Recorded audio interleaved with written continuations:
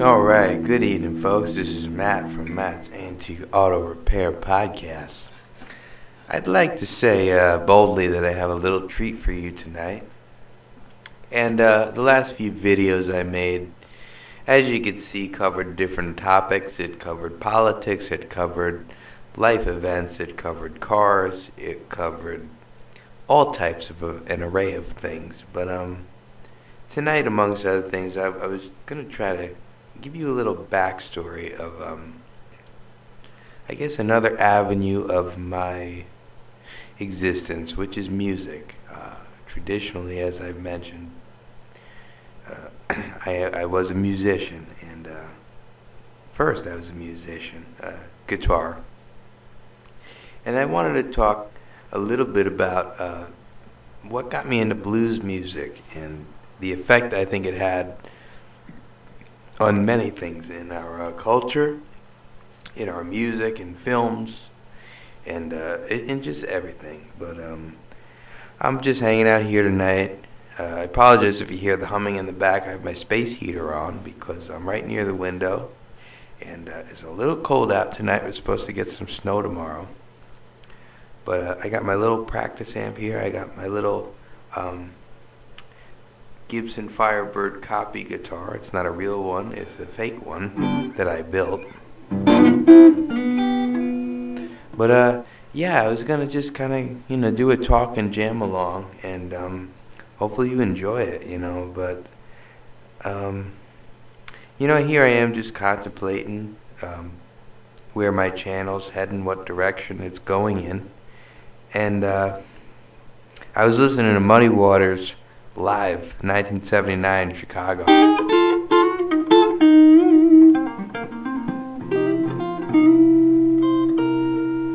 And it just got me thinking, they had these great 2 or 3 instrumentals that they started with, and I was like, I literally grabbed my guitar out of the case and just started playing along, and it was just so nice, have a beer and listen to Muddy and his band.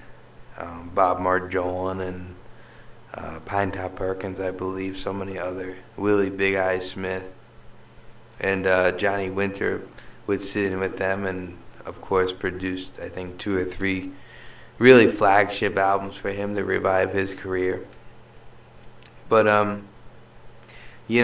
like I said, blues music has always had a huge, profound effect on my personal taste, because my father was not really a musician himself, but he had a huge catalog in his mind of just awesome music, anything from the 50s to the 60s, 70s, and blues, folk, country, just everything. He was into everything. And back in the day, surprisingly enough, I'm saying back in the day, but we had CDs and we had tapes, analog cassette tapes, and he bestowed all those to me. And being a young lad, I just delved into it, It came before the social aspect. It came before me going out with my friends. I don't want to say I was antisocial, but I would go out and just listen to music.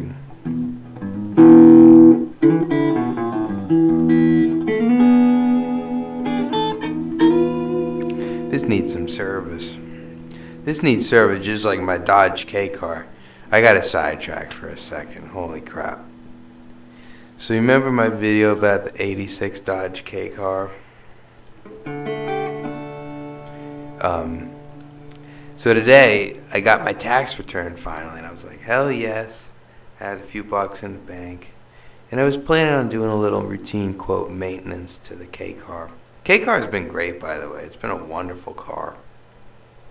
It's been good on gas. Like, I've never been able to do a full work week on $20. And I did this week, and it was awesome. And I felt like superhuman. So that's why I devised a plan to say, I'm going to get the muffler fixed. And it was scary because I use a wonderful guy named Harvey that works out of Lindenhurst, New York, muffler guy. Always great prices, Sorry, I'm hitting my guitar. Always great prices. So I bring the K car over there this morning.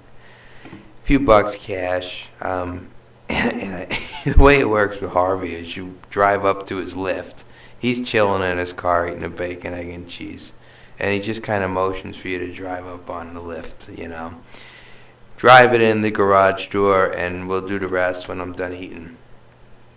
So I pull up on the lift. I line it up. It's a two-post lift, so you got to set up the four arms, obviously. I'll admit I pulled a little too far over to the left. That wasn't the main issue, but you want to try to center a vehicle as best you can when you are putting it up on a two-post lift. So I'm a little over to the left. Him and his assistant, they come out. They put the Bluetooth speaker on. They're like, jamming out. They got their music on and whatnot. And I'm like, guys, the frame's a little rotted on the passenger side rear, so just you guys be careful. I don't care if the car gets hurt, just you guys be careful. And so, of course, they start to set it up. They set it up. They put it up like 2 inches in the air, and the car starts slipping off the lift. You hear, I'm like, oh, Jesus, guys, please don't hurt yourself. If it's too dangerous, I don't care. I don't need a muffler that bad. He's like, no, man, it's good. I'm like, are you sure, Harvey? Come on, man. I don't want you to get hurt. He said, no, it's good. So they put a block of wood under there. They shim it out, and they get the thing up in the air. I'm like, oh boy. I mean, it's tilted. It's like it's listing at like a friggin' 86 degree something. It was bad, but they were all right with it. I was like, if you guys are okay with it, just don't come, just don't get hurt. Don't die, please. So I couldn't watch, and I'm under a car lift every day, but the way they had this thing set up, I couldn't watch it. You ever just been in a situation where you had to take a walk because you couldn't see the train wreck coming? So I took a walk around the block, and Lindenhurst is kind of a suburban/industrial area. So I was just chilling on my phone and taking in the scenery. It was kind of cool air out, so I was getting some fresh air. Walked around for a bit, and long story short, they both survived. No one got hurt. The car just was tilted really scarily. But they got it done. The muffler got in. They put a new muffler, and it sounded great. It's a car that I don't mind putting a few bucks into. It's a great advertisement piece, and it's just a cute, fun little car to drive. So I was glad with that. And but not to sidetrack. His name's Harvey, and he's in Muffler Depot, Lindenhurst, New York. If you're ever in the area, just to give him a free plug,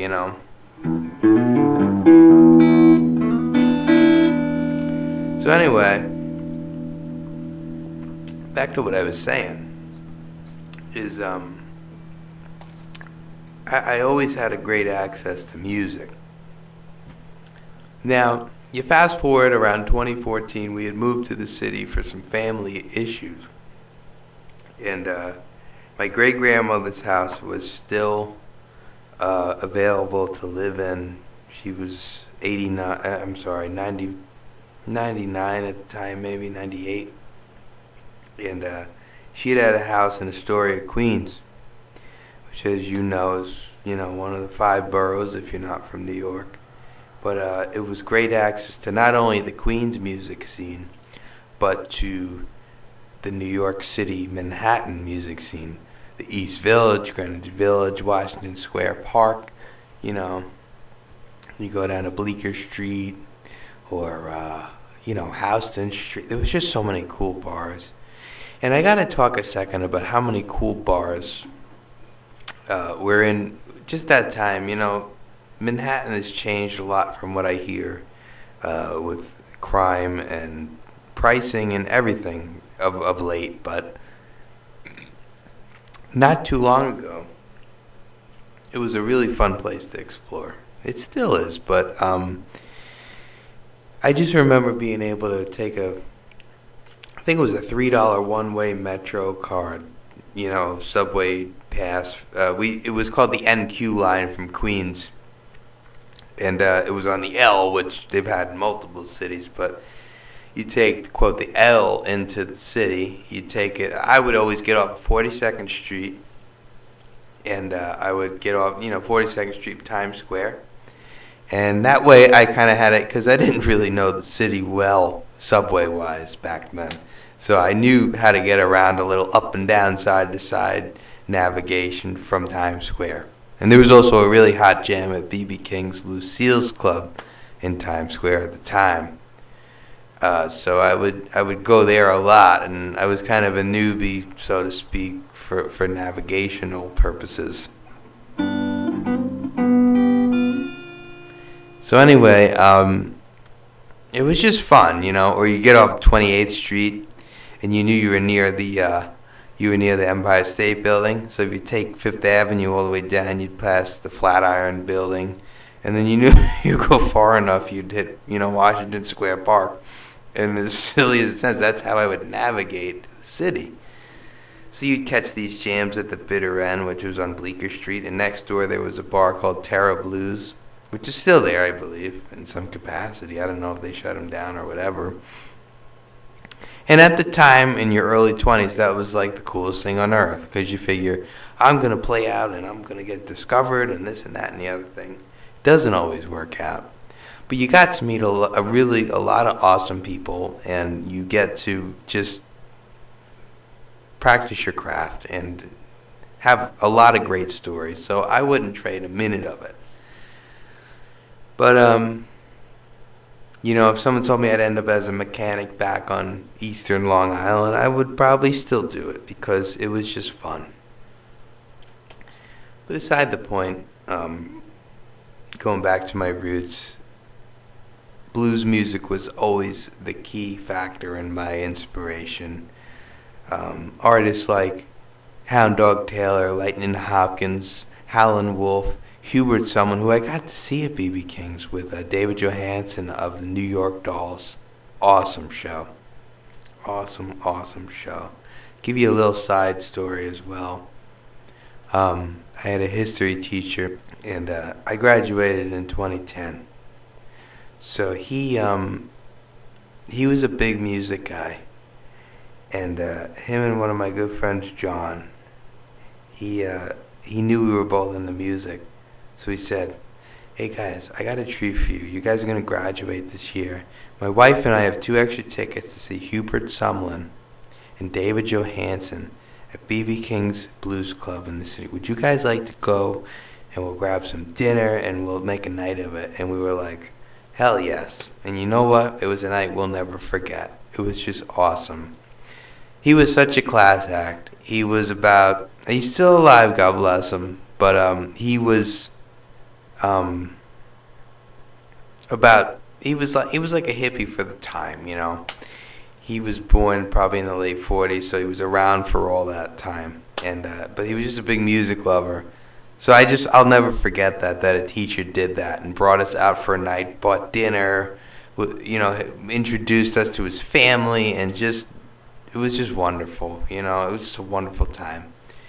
So thank you, Mr. Lowley, shout out to you, man. But, like I said, it always had a profound effect on me, and so many artists. So I always tried to stick with it, And I guess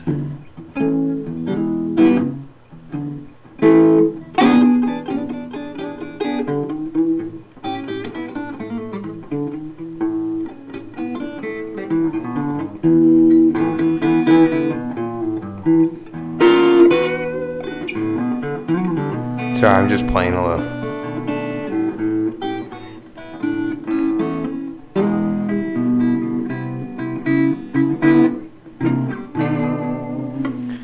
So, I guess it was born from a struggle, of course, Blues music was born from that era in time. Slavery, chain gangs, stuff like that. It was really born before that, I'm sure. But what attracted me to blues music the most was that I always saw it as a universal quote, in the struggle kind of music. It had nothing to do with race for me. Blues music spoke to anyone going through the stated problem at the time. You'd have, let's say, a Jimmy Reed song, and he'd say, let's just think. I've been telling you, baby. I'm just gonna play you a sample.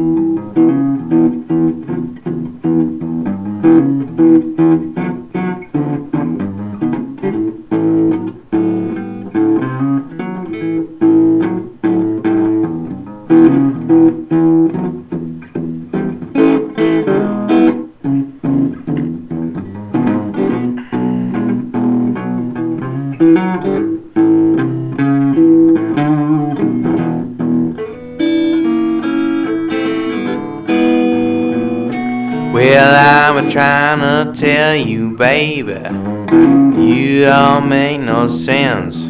Now you got me, baby, up against this fence. Ain't that a shame, shame, shame? Shame the way you do.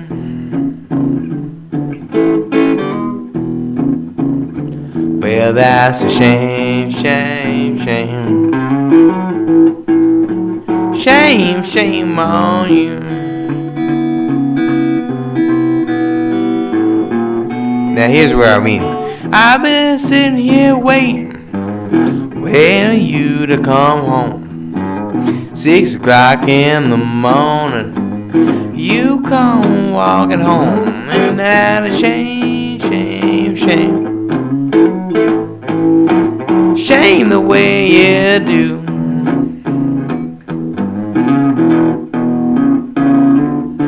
That's a shame, shame, shame. Shame on you.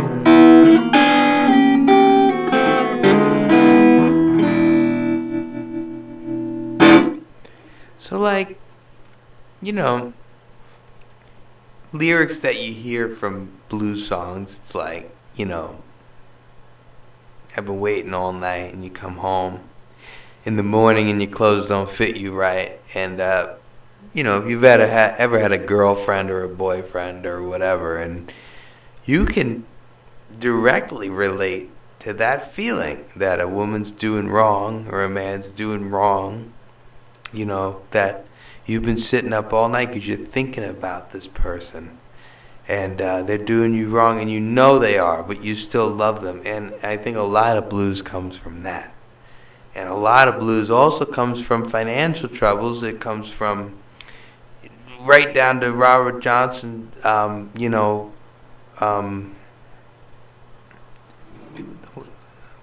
what's the one I'm thinking of?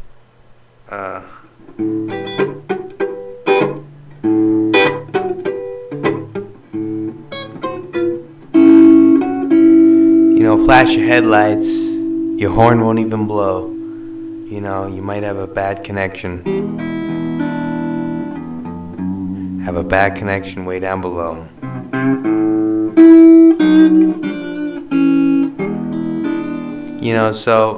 I believe it was Terraplane Blues.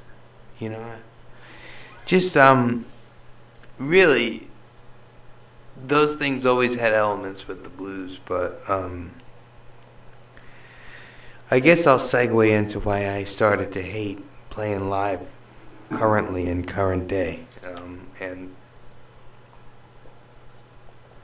as a guitar player, unfortunately, it always gets back into a pissing contest, you know what I mean?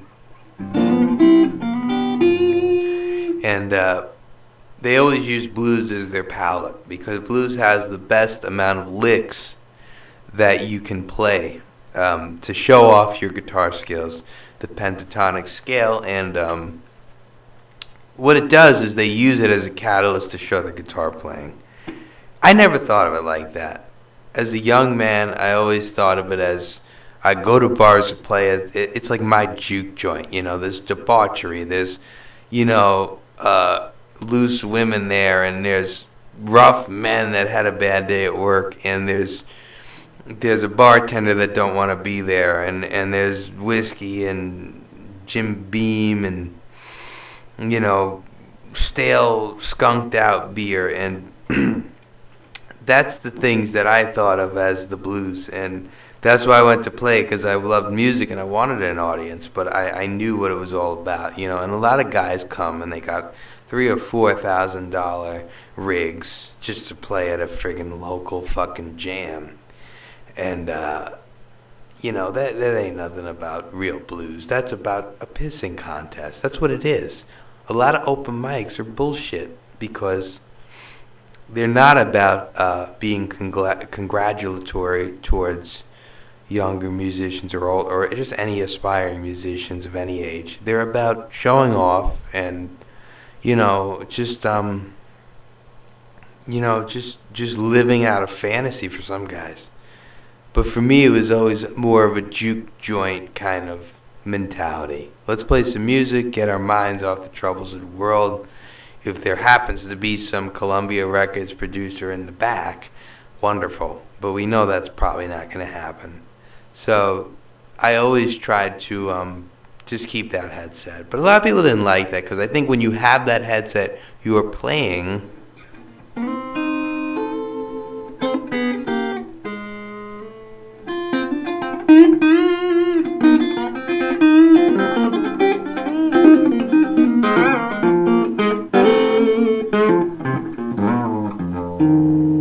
Your playing comes off a little more sincere, And people are threatened by that. I'm not saying I was the best guitar ace in the world, but it turned me off a lot. And around, I'd say, maybe early January of 2022, I got wicked turned off to open jams, open mics, and blues jams here in the Long Island music scene, because here you have a volatile society in Long Island that's already hell-bent on status. And then when you add the element of who's a better guitar player, my son or your son or me or you, it got toxic, and they hated me because, I was a younger dude, and I played guitar, and I still made a lot of great friends from that scene. But my local scene, my advice to younger people that want to do open mics heavily is, check a few out, make some connections. You might make a lifelong friend from that encounter.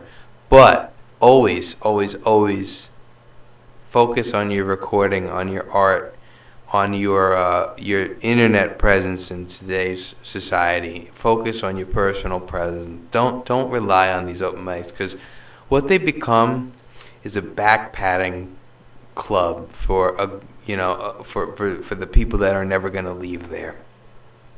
It becomes a self-congratulatory club, and once you've grown out of the mold to the point where they know beyond a shadow of a doubt that you have more potential and you're destined for better things, you will become the subconscious enemy to them.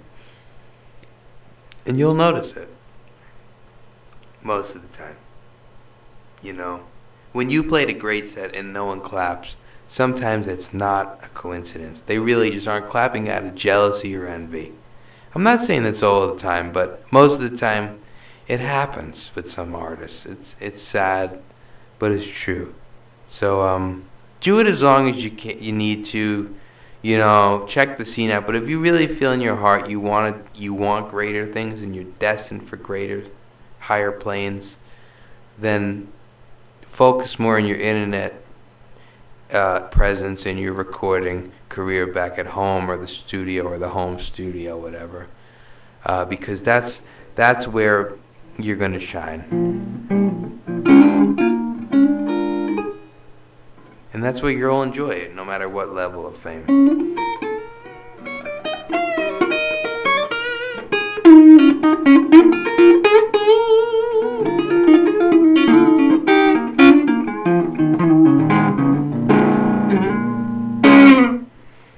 But yeah, so I hope this little segment you enjoyed. It just was something I was making while having a beer here on Thursday night. I got 2 off days between my jobs, so you all have a wonderful night, and thank you again for listening. We just released a pretty long episode comparatively on the Twilight Zone and some other stuff in my previous episode. If you want to check that out, I'd really appreciate it. Drop a like, subscribe. This is a podcast we're actively trying to get off the ground, so any support is much appreciated and will not soon be forgotten. This is Matt, and this is the Matt's Antique Auto Repair Podcast. You have a wonderful night, morning, evening, afternoon, dusk, dawn, whatever exact time of day it is where you hail from. Have a wonderful night. I'm going to play a little music to fade us out.